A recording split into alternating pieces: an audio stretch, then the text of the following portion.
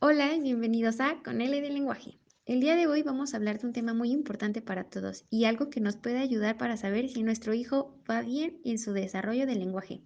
Y esto se trata de los trastornos del lenguaje. Cabe recalcar que esto no quiere decir que tu hijo no vaya a aprender a hablar, ni tampoco que se vaya a quedar en un rezago para toda su vida. Simplemente esto nos puede ayudar para diagnosticar con tiempo y de esta forma saber qué podemos hacer para ayudar a nuestros pequeños.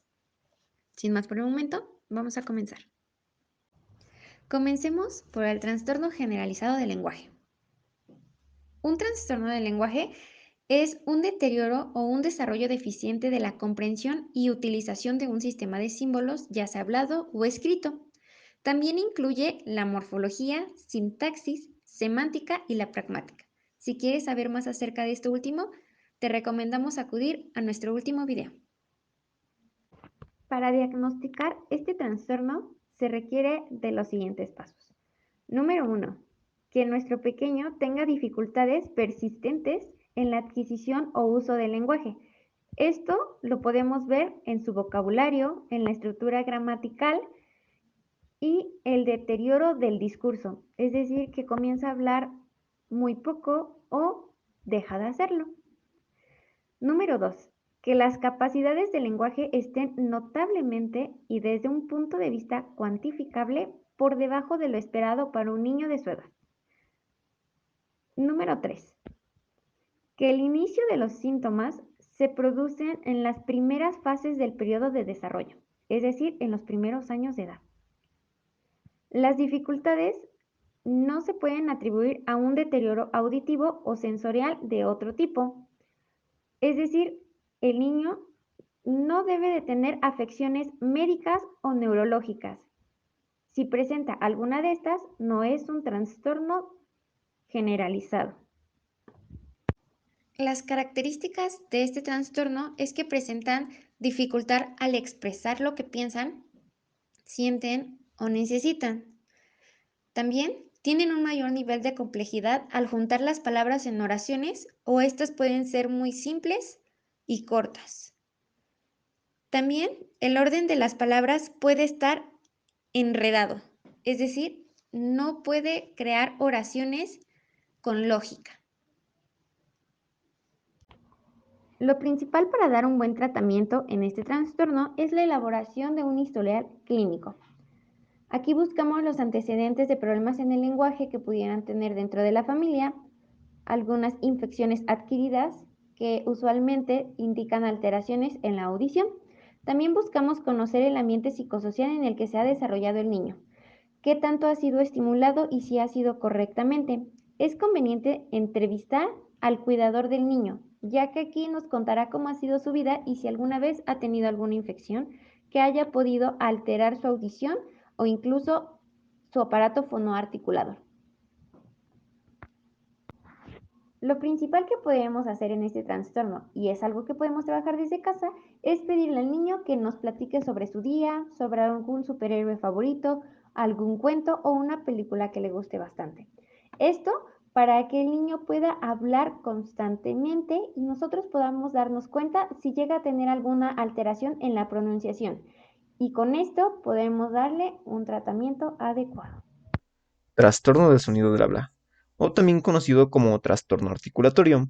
Los trastornos del sonido del habla son la incapacidad para producir correctamente los sonidos de las palabras. Y ahora, criterios del diagnóstico. Aquí se encuentra la dificultad persistente en la producción fonológica que impide la comunicación verbal de los mensajes. La alteración causa limitaciones en la comunicación eficaz que interfiere con la participación social, los logros académicos o el desempeño laboral de forma individual. El inicio de los síntomas se produce en las primeras etapas del desarrollo. Las dificultades no se atribuyen a afecciones congénitas o adquiridas como parálisis cerebral, paladar hendido, hipocausia, etc. En las características del trastorno está la incoordinación en las habilidades como masticar, mantener la boca cerrada, sonarse la nariz y falta de desarrollo en la coordinación motora. Los sonidos mal articulados tienden a aprenderse más tarde, como es la L, la R, la S, la Z y la TH. Hay una sustitución, Esto sucede cuando se pone la posición de los órganos fonadores en la forma que corresponde a otro fonema. También omisiones, que es cuando algunos sonidos requeridos no son pronunciados. También está la inserción o adición, que es la pronunciación de fonemas que no se corresponden con la estructura de la palabra. También hay inversiones, que es el cambio en el orden de los fonemas, y distorsiones o deformación, que ocurre cuando se coloca una posición intermedia entre dos fonemas, lo que da lugar a un sonido indefinido, debido a que se produce un sonido poco claro. En el tratamiento, el terapeuta le puede mostrar al niño dónde colocar la lengua o cómo poner los labios al hacer el sonido. El trastorno fonológico usualmente se trata con terapia del habla, donde los niños pueden aprender cómo crear los sonidos con los que tienen problemas y diferenciar entre los que tienden a mezclar. Trabajar la respiración, las praxias, trabajar los modos de articulación, trabajar ritmos y la conciencia fonológica. Para ejemplificar este trastorno, está que un niño que omite las últimas consonantes puede decir felí en lugar de feliz y canta en lugar de cantar. El niño dice calne en lugar de carne. El niño dice libro en lugar de libro. El niño dice broma en lugar de broma. El niño dice cocholate en lugar de chocolate. El trastorno de fluidez de inicio en la infancia, o como comúnmente lo conocemos, el tartamudeo. Este trastorno del habla y del ritmo se repiten los sonidos, sílabas o las palabras, se prolongan los sonidos y se tienen interrupciones del habla conocidas como bloqueos. Para diagnosticar este trastorno debemos encontrar los siguientes puntos. Número 1. Las alteraciones de la fluidez y la organización de las palabras. El habla es inadecuada para la edad del individuo y las habilidades del lenguaje que debieron ser adquiridas hasta su edad. Las características de este trastorno es que evitan situaciones donde tengan que hablar en público. Los niños evitan hablar por teléfono o hablar frente a sus compañeros o profesores. Esto puede acompañarse de movimientos motores como temblores en la cara, en los labios, algunos tics o parpadeos de ojos involuntarios. Aquí vemos la sustitución de palabras para evitar voces problemáticas o la repetición de muletillas. El tratamiento para este trastorno se centra en trabajar la disritmia, es decir, el ritmo en el que el niño tiene que hablar. Si se detecta que la causa tiene que ver con algo emocional, se implementa también un tratamiento psicoterapéutico, ya que tenemos que trabajar esos problemas emocionales para que el niño pueda hablar correctamente. Y si el trastorno es derivado de problemas neurológicos, se requiere del apoyo farmacológico. Y ahora vamos con el trastorno de comunicación social. Este consta de la dificultad del uso social de la comunicación verbal y no verbal. En los criterios del diagnóstico del trastorno está dificultades en el uso de la comunicación verbal y no verbal, dificultades que causan limitaciones funcionales en la comunicación eficaz, participación social, relaciones sociales, logros académicos o laborales. Los síntomas del TCS se manifiestan en edades tempranas, no siendo siempre fáciles de detectar al estar en pleno proceso de desenvolvimiento y adquisición de las habilidades lingüísticas.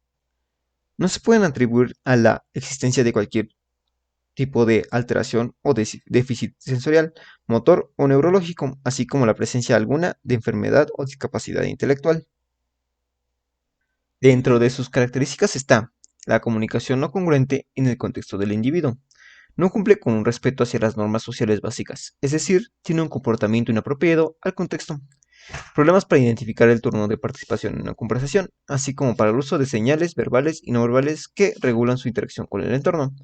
Dificultad en la capacidad de dobles sentidos, referencias o metáforas. Estados de inflexión emocional. No se conoce aún un tratamiento específico para el trastorno de la comunicación social. Se presume que la terapia del habla y del lenguaje diseñados para mejorar el lenguaje pragmático ayudará a estos niños en conjunto con el entrenamiento de destrezas sociales.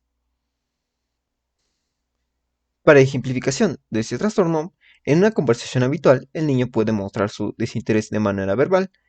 Esto que me cuentas es muy aburrido y no me interesa.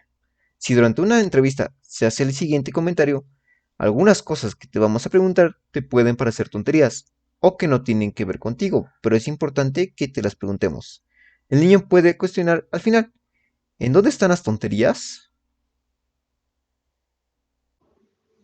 Los trastornos no especificados son aquellos casos en los que predominan los síntomas característicos de un trastorno de la comunicación, además de que estos llegan a causar malestar clínicamente significativo o un deterioro en lo social, escolar u otros aspectos del funcionamiento del niño.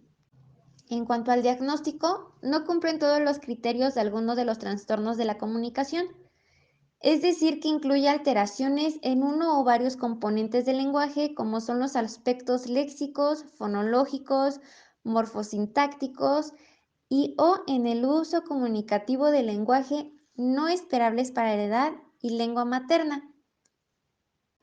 Esto puede llegar a ocurrir en el caso de una parálisis cerebral infantil o en los síndromes pseudovulvares. Esto quiere decir que el niño puede comenzar a reír, a llorar descontroladamente y de una manera repentina. Es decir, que no necesita de alguna razón para reír o para llorar, simplemente ocurre.